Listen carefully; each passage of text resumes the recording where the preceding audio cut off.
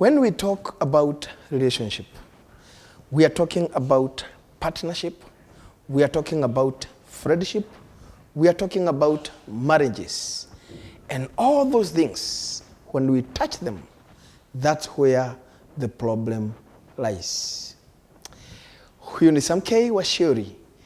Ninakukaribisha tuweze kujadiliana pamoja, tuweze kuenda pamoja, na tuweze kuongea, na tuweze kuelimishana. Lakini kabla sijaanza kuongea, ninakuomba wewe ambaye unanitazama, kimbia hapo chini ya hii video, subscribe. Kisha usiguze kidunde, tulia, tuweze kuongea, tuweze kujadiliana. Thank you. Welcome. Relationship is good, but it becomes better when both parties or partners value each other. Value, in my opinion, comes from trust. When you live together and you don't trust each other, there is no value. That means you don't value each other. And you know, when you come together and you value each other, that means you are growing together.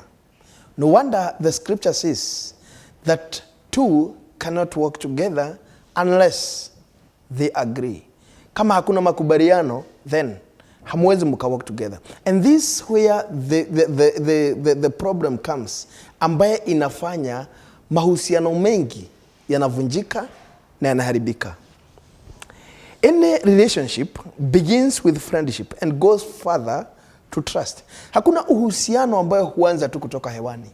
People start by friendship. Mnapoanzisha na urafiki, inapo grow huwa inaleta kitu kinaitwa trust. And this is why people agree and decide, actually, we can come together and become partners. Either in business, either in project, or in marriage.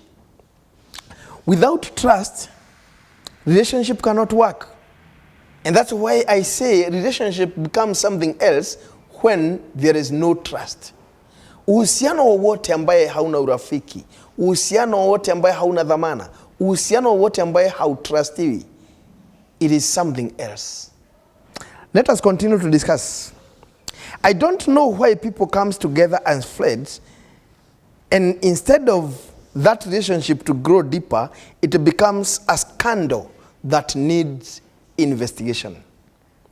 You know, when you become together as friends, when you become together and you make a relationship, and that relationship does not work, it goes to another side to become a scandal, ambaye inahitaji kutengenezewa committee na ianze kufanyiwa investigation.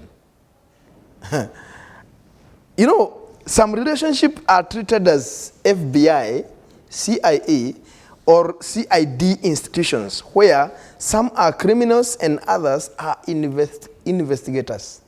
I know you agree with me, or maybe if you are not, you will come to agree with me one day, that watu wanaingia kwa uhusiano ni marafiki, but instead of growing that relationship to become, you know, some trustworthy, inakuja inabadilika inakuwa ni institution ya CIA ama FBI, ya kwamba kuna watu ambao ni suspects, ama wale ambao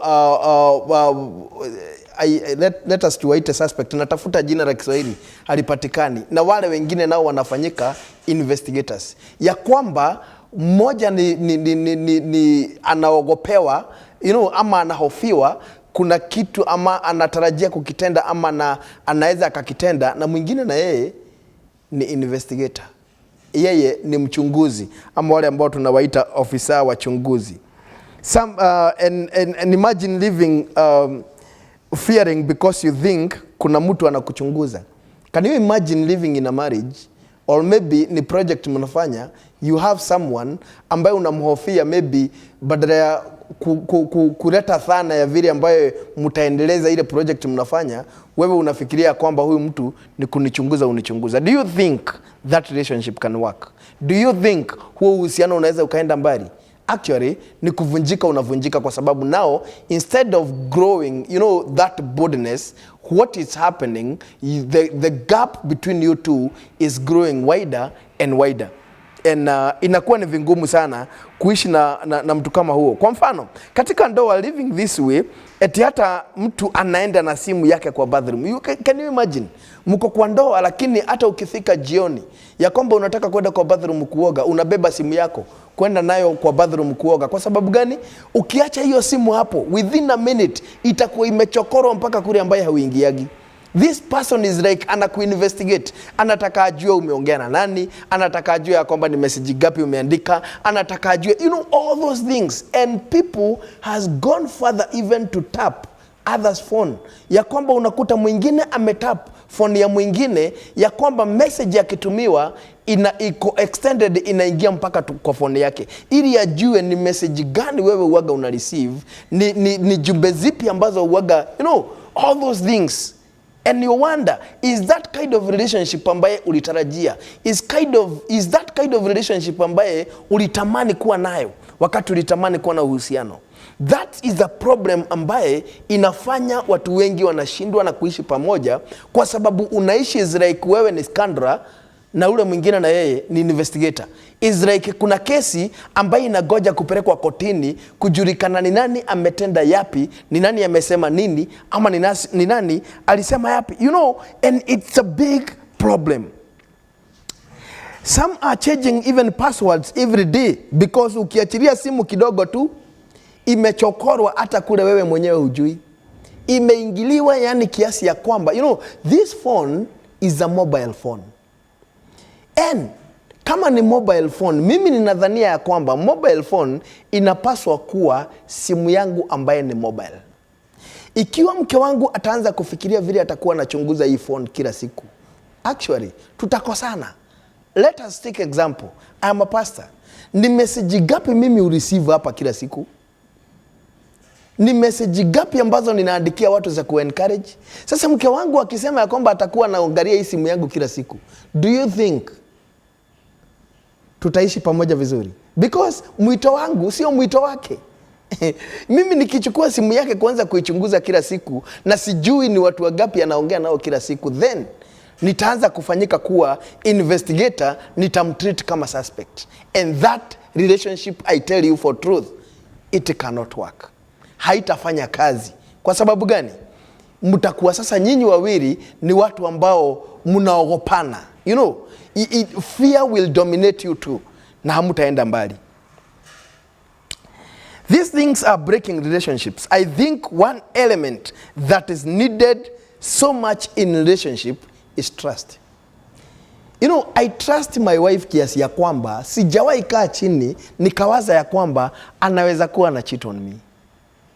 And if that can happen, sio mimi nitamshtaki, yeye mwenyewe ndio atajishtaki kwangu. Kwa sababu kuna vile uwaga tuna treat each other. And so, if there is a problem of cheating, I will know.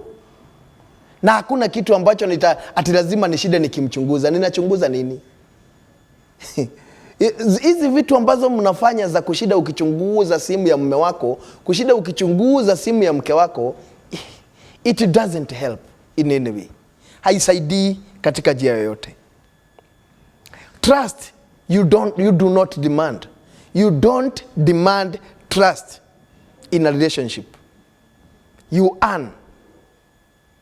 And you earn it through transparency. Ni lazima uwe wazi katika ndoa. Ni lazima uwe wazi katika uhusiano wote ili muweze kuujenga. Otherwise, kama transparency itakosekana, you can't earn trust without transparency. Ukianza kudemand lazima uheshimiwe. Ukianza kudemand lazima utrustiwe. Then it seems there is a problem. Na kuna kitu ninaambiaga watu. Ukiona mtu anakushuku sana kwa sababu ako na issue na trust, muangalie sana yeye mwenyewe ako na shida na trust. Wakati wewe mwenyewe hauwezi ukaani trust, you have a problem to trust other people. Lakini wakati unajitrust wewe mwenyewe, hauwezi ukawa na shida na trust. Mimi ninaamini ya kwamba kwa sababu ninajitrust mimi mwenyewe, kwangu kwa mke wangu siwezi kuwa na shida na yeye. Lakini wakati nitakuwa na shida ya kujitrust mimi mwenyewe, that's where the problem comes in. The life of living as a suspect and other person as investigator is a very wrong idea that cannot go far. Nikwambia ukweli, kama kuna watu doa zao zinakuwa broken, kama kuna watu relationship zao zinakuwa broken, ni kwa sababu ya mtu mmoja kutritiwa as a suspect na mwingine kutritiwa as investigator. Hii ni shida kubwa. Shida ambaye hata kama ni uhusiano, hata kama ni ndoa, hata kama ni kazi, hata kama ni project mnafanya pamoja, haiwezi ikaendelea. Kwa sababu gani? Mmoja haamini yule mwingine. Na kwa hivyo mimi nitaishi nikikuchunguza, wewe na wewe utaishi kama suspect. Sasa tutakuwa tunaelekea wapi? Achani niwaeleze wale ambao mko kwa ndoa. Wewe ambaye ni mke na wewe ambaye ni mume, achana na simu ya mume wako kabisa. Achana na simu ya mke wako kabisa. Ukiendelea nayo, my friend, mnavunja uhusiano wenu. Mimi nimemaliza. Nitaachia hapo. Majina yangu ni Sam K. Acha nifike hapo kwa leo. Lakini ukweli ni kwamba ikiwa una wazo, hebu niandikie. Ikiwa una swali, niandikie. Tuweze kujadiliana, tuweze kuelimishana. Otherwise, for today, goodbye. Huyu ni Sam K Washiri.